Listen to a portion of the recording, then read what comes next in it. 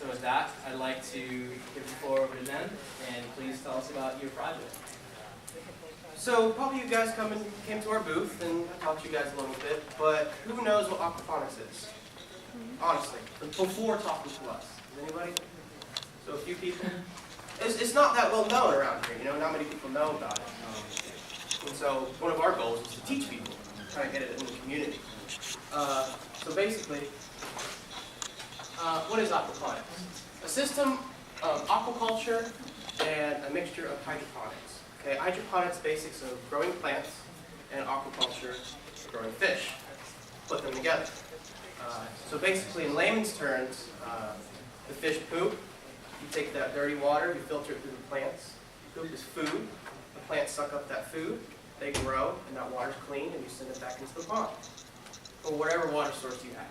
It's a very fundamental system, closed-loop cycle of basic understanding of how bio-waste and nutrients work with other things of nature.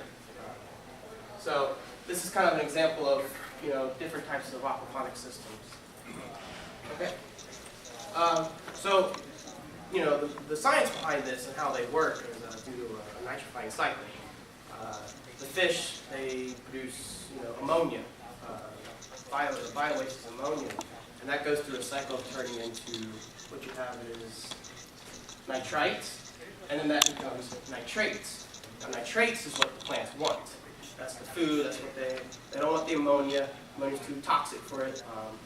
And then the nitrates is the bread and butter for what they want. So that's what we try and aim for when you shoot, when you take the water from the pond to the plant beds. Okay? Here's a pretty large-scale one, kind of an idea of how massive these things can be done on commercial systems. You can grow food for a whole city with an aquaponic system. The amount of lettuce and cabbage and things you can grow off. Why use aquaponics? Aquaponics is 10 times more productive than a traditional garden.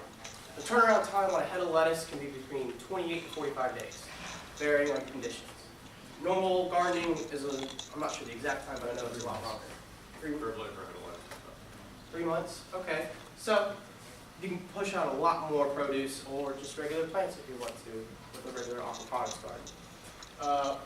Grow 2 times faster. Little to no weeds. You're not dealing with the dirt. You're using water, so no weed sprout. I used to pull weeds when I was a kid and I hated it. So I used to do it too. So I don't know why I didn't make the weeds. Works well for most plants, uses the nitrogen cycle. No expensive water filter needed.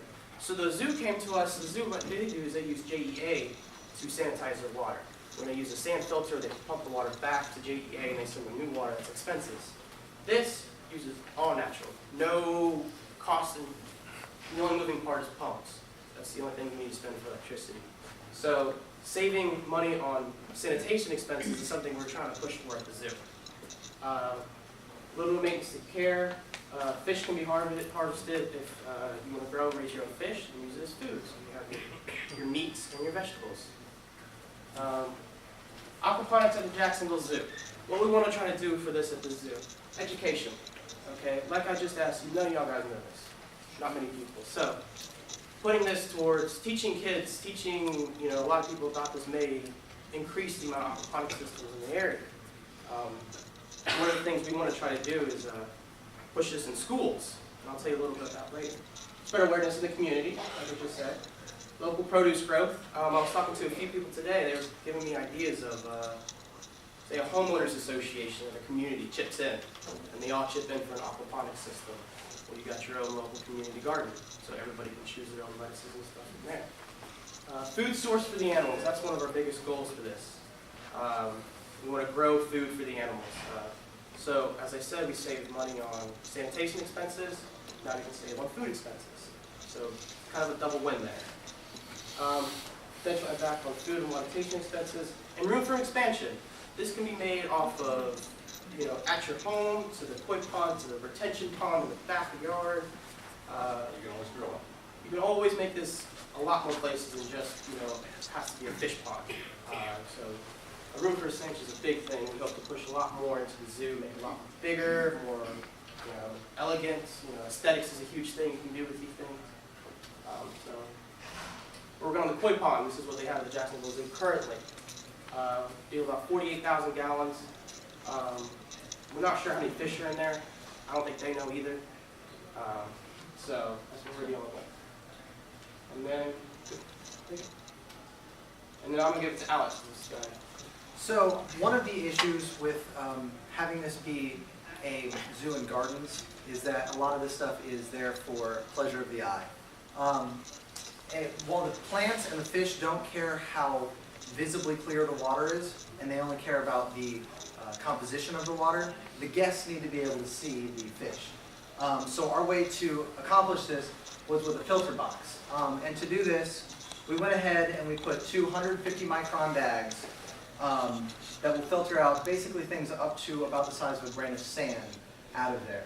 Now from this, we're spilling over into bioballs, which are basically small but extremely high surface area balls that will allow for a large bacteria culture to grow. Now that bacteria culture is there to increase the amount of nitrates that are released from the ammonia in the water and are used to feed the plants. There are two main types of beds that you can use in an aquaponics system, one of which is a float bed. A float bed basically uses a slow flow of water, like a very calm river basically, and styrofoam boards. Now with these styrofoam boards, you can plant about 4 inches apart the plants, and in an 8x4 bed, you can plant almost 300 plants per bed. The roots just simply hang down into the water, and the only thing that you need to add here are air stones basically to increase the amount of oxygen getting to the roots of the plants to keep them from rotting. The other type is a flood and drain bed or a media bed. Now these media beds use a high surface area, low density substitute for dirt basically. And they allow plants that require root systems to grow. Things like beans, things like peas, carrots, root vegetables, things like that. And basically what happens here is these root structures on these plants can rot if they're kept in water. So the way around this is something called a siphon tube. What happens is that it'll allow the bed to fill up to basically a max level.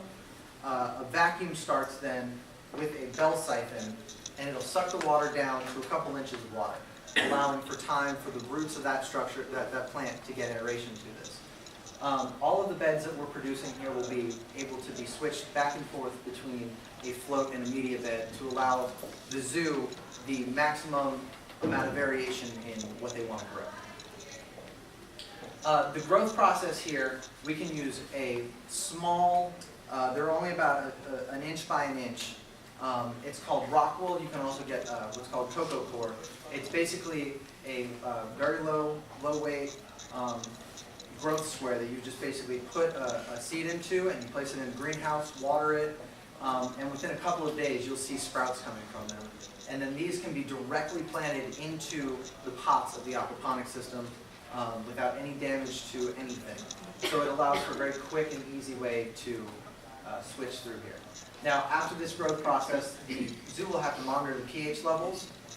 Currently, the pH in the koi pond is about an 8.2. The fish prefer around a 7, and the plants prefer just slightly below that. Now, with that being said, the plants will actually naturally bring down the pH level, which is preferable for both the fish and also the plants.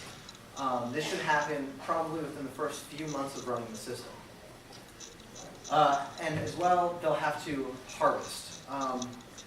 This will happen about once every 2 to 3 months.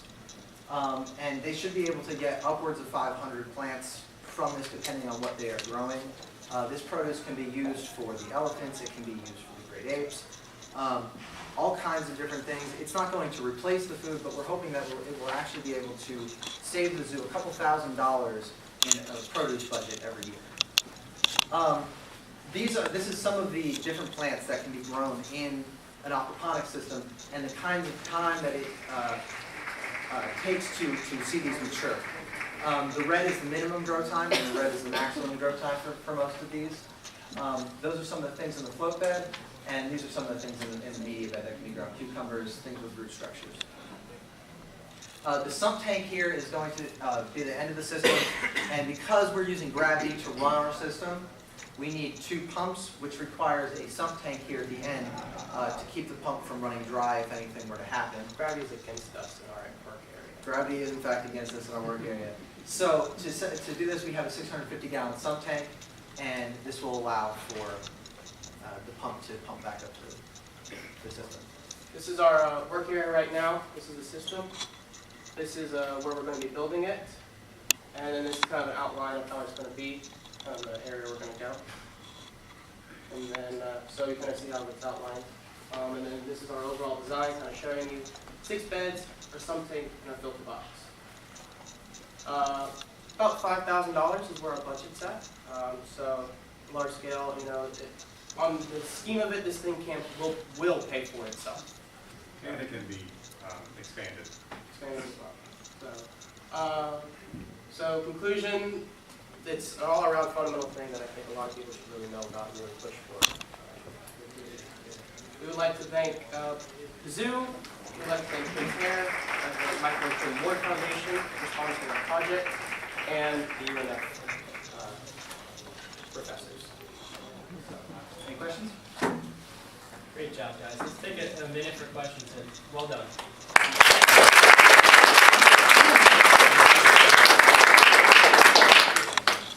Evaporation, how do y'all handle evaporation? Do you have a makeup water somewhere in the system?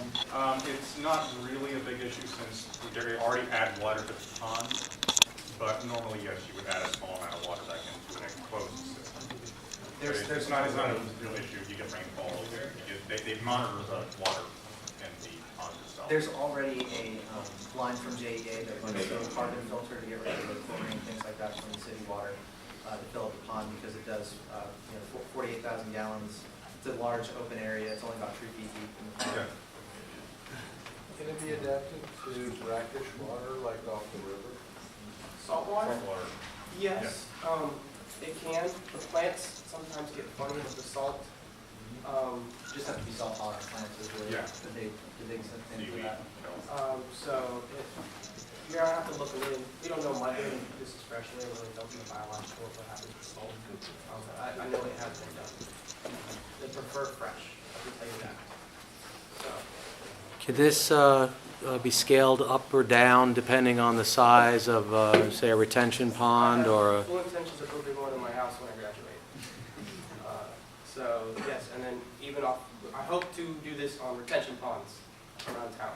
I mean, that would be utilization of those dirty ponds that just sit and take up space. So, excellent. Thank you. Well done.